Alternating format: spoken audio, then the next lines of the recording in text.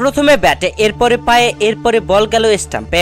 অল্পের জন্য century miss Rohit শর্মার। ঝড়ো ব্যাটিংয়ে 92 রানে রোহিত শর্মা আউট হয়, গ্যালারিতে কেঁদে দিল স্ত্রী। দর্শক, অস্ট্রেলিয়ার বিপক্ষে টি-20 বিশ্বকাপে সুপার 8-এ নিজেদের শেষ ম্যাচে মাঠে নেমেছে ভারত ও অস্ট্রেলিয়া। আর এই ম্যাচে টসে জিতে অস্ট্রেলিয়া আগে ব্যাটিং আমন্ত্রণ করে ভারতকে। আর ব্যাটিং এ নেমে শুরুতেই বিরাট কোহলির উইকেট। তবে বিরাট কোহলি 0 রানে আউট হলেও এরপরে আসা ঋষভ পান্তকে নিয়ে দুর্দান্ত ঝড়ো ব্যাটিং করেন রোহিত শর্মা। যেখানে ঋষভ পান্ত দলীয় 93 রানের মাথায় অষ্টম ওভারের শেষ বলে আউট হয়ে প্যাভিলিয়নে ফেরেন 15 রান করে।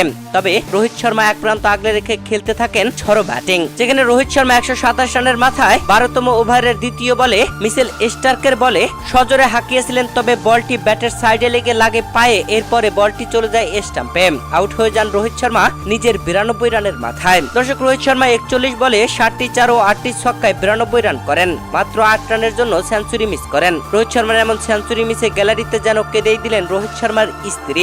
দর্শক, এই ম্যাচে অস্ট্রেলিয়ার বোলারদেরকে রীতিমতো পিটিয়ে তক্তা করে দিয়েছে ভারতীয় ব্যাটসম্যানেরা। যেখানে এরপরে এসে সূর্য কুমার যাদব দুর্দান্ত ব্যাটিং তাণ্ডব হাঁকান। তবে তিনি 31 রান করতেই প্যাভিলিয়নে ফেরেন। ভারত 15 ওভারেই 160 রান পার করে ফেলে।